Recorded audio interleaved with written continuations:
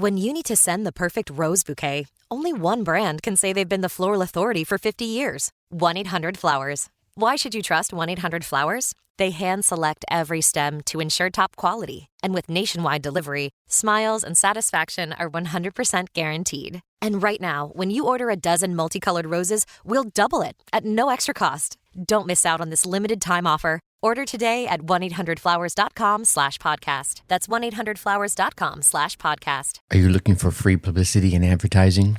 Want to know one unusual way to get it? Stay tuned and find out. Being an entrepreneur sounds like, yes, another new client. I did it. But it can also sound like, I am really not understanding this technology, and I'm feeling so overwhelmed. Am I even cut out for this? That's why I started the Dark Horse Entrepreneur Podcast, to help infopreneurs, coaches, and course creators who want to build a business online but are battling technology, overwhelm, procrastination, and even imposter syndrome. Think successfully, think differently, think bigger, and take action by learning tips from an array of business owners, all dropping knowledge on the Dark Horse Entrepreneur Podcast. Check us out at www.darkhorseschooling.com. What is up? What is up? What the hell is up, my Dark Horse friends and family? Welcome back to another dose of free advertising learning. Yep, I'm your Dark Horse host, Tracy Brinkman, and been in the coaching, course creation, online space since like the 90s. So yeah, got a little bit of experience under my belt. But here's the thing, I'm still learning. And that's why I'm here. I'm here to share with you what I have learned and what I am still learning about course creation, coaching, entrepreneurship, infopreneurship. Which begs the question, who are you? And to me, my friend, that answer is infinitely more important. You are a driven entrepreneur. More specifically, perhaps an infopreneur with or seeking a coaching and online course model in your business. Or you're hoping to have that very, very soon. Either way, you're here because you're ready to start, restart, kickstart, or just start leveling up with some great marketing, personal, or business tips and results. Very important to get those results in order to build that beautiful business of yours into the empire it absolutely deserves to be. And one of those ways of building that business is publicity and advertising. And I wanted to share with you something I've seen over the years of my career and over the years period, a unique way that some of the big boys have been garnering large swaths of free publicity. Now, let me give you a little caveat here. To make this work, you're going to need a beloved product or a service, whether it's free or paid, doesn't matter. But it's going to be something, it doesn't have to be a household name, but it certainly has to have an ardent, loyal following in your particular niche. So if you have a large number of folks that are already at your service, maybe you're at their service, you can certainly leverage this. And if you're just building, you can still leverage it. You just have to make sure folks become aware of it. Let me tell you the story of Skittles. Now, probably don't have to tell a lot of people what Skittles is, but here's what Skittles candy did to garner millions of dollars in free publicity. Now, this happened back, Skittles launched back in 1979? And, it's the candy that comes in all those little pieces, all those different colors, and each color has its own individual flavor. You might know them for their Taste the Rainbow slogan. We've all seen the commercials at one point or another, whether we eat it or not. Now, back in 2013, so we're talking, 8 years ago now, right? At the time of recording this, Skittle, let's say, quote unquote, broke their product. And this is the key right here. They broke their product by replacing the lime flavor with green apple. It seems like no big deal. Hey, I just take this green one and I'll change the flavor.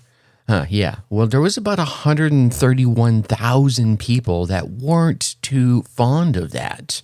All these disgruntled lime-loving fans took to social media to voice their outrage over the change.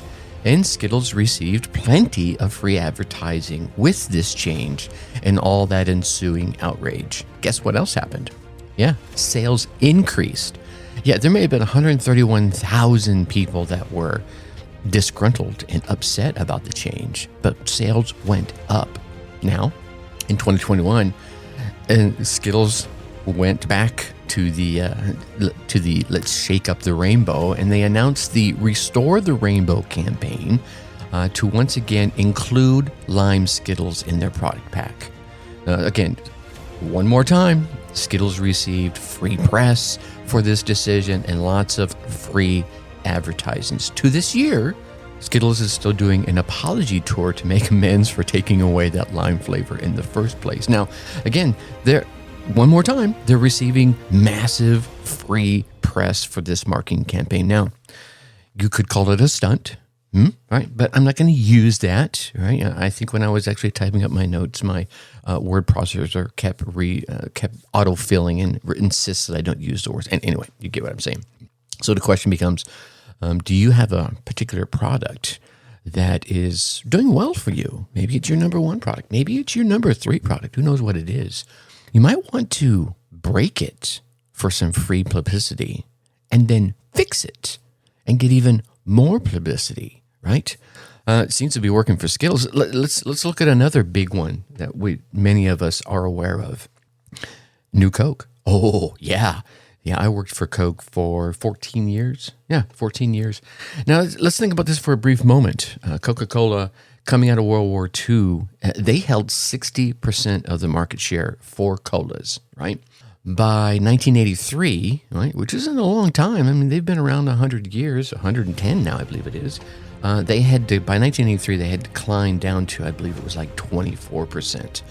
And obviously, this was the hard work of competition from Pepsi. Dun, dun, dun. Pepsi began to outsell Coke when it came to the supermarket arenas. Now, Coke held on to places like venues and soda machines and fast food restaurants. That was their foothold. But, they had slipped from 60% to 24%. That's over half.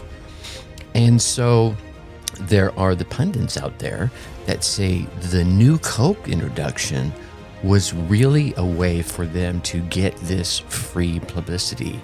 And, that's one thought. That's one train of thought. I've heard other trains of thoughts, but it certainly worked because when the new Coke came out, people were up in arms to the point there were actually, I want to say riots, but there were gatherings in the streets of protests. That's a good word for it. There were protests, large swaths of people that were protesting new Coke. And within a short period of time, I believe it was just a couple of years, Coke Classic was reintroduced. And of course, all that free publicity happened one more time. People's belief in the product was reinstated and everyone was happy once again. And they've been holding on to that number one spot since then.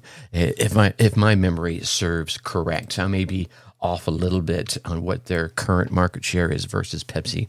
But I know during that time, they regained a large swath of share and sales as a result of a maneuver of Coke Classic.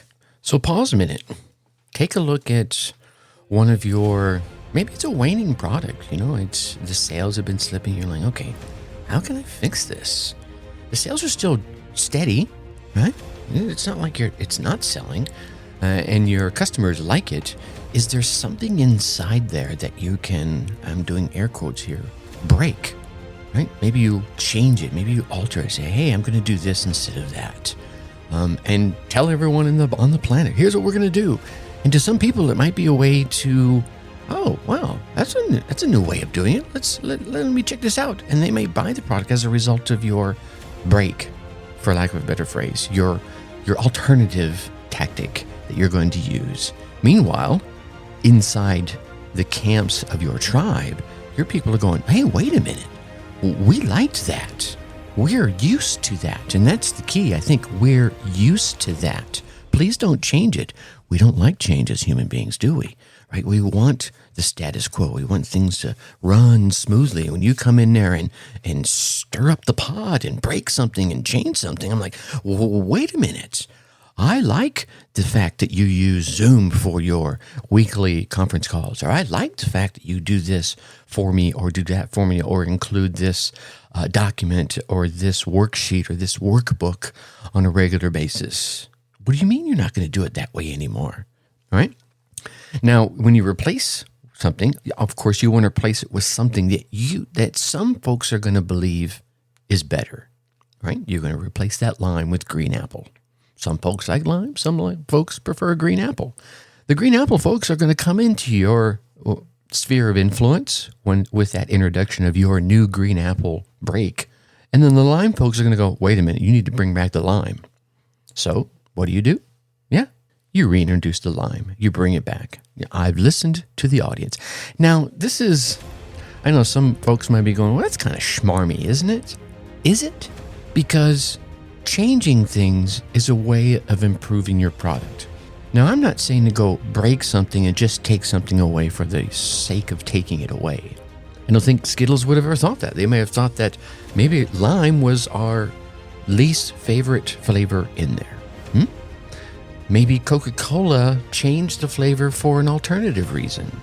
One of the things you may notice if you go look at an old Coke can, pre-new Coke, you would see that it included sugar, cane sugar, raw sugar.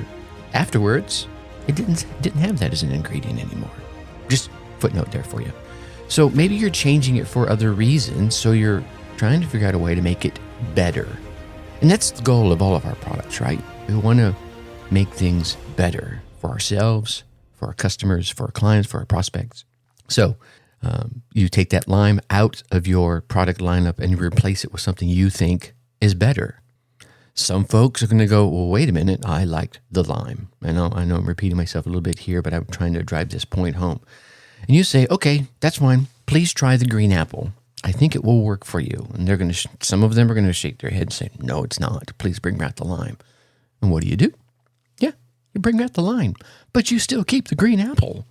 And that way you've brought in a whole host of folks. And then you could also do, you'll get the free press out of bringing in the green apple and get rid of the lime.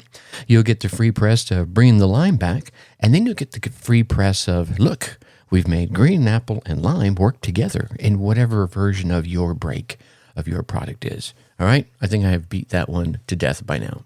All right. On our next episode, we're going to be talking about the Dan Kennedy method to earning $1,000 per email. So be sure to go on there, hit that subscribe button.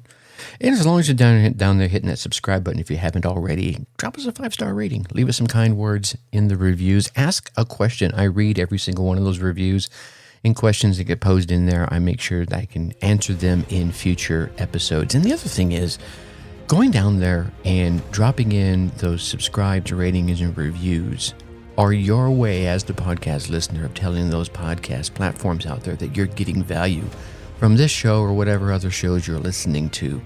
And what they do to the podcast as a result is they give them a little lift up in the rankings so they can reach more driven entrepreneurs just like you. So please take a moment, show the love, and help spread the word. All right, you get out there, you run your race, you get your results, and then come back and let me hear about them. I'm serious, no joke. Tracy at darkhorseschooling.com. Tell me the tip or idea you came away with from any of the episodes, how you put it into action in any of your businesses, and what results you garnered. Who knows, probably even bring you on the show and let you share your superpower with my audience. Until next time, think successfully and take action. Thank you for listening to the Dark Horse Entrepreneur Podcast. Thanks for tuning in. Check us out at www.darkhorseschooling.com. All right. My name is Tracy Brinkman.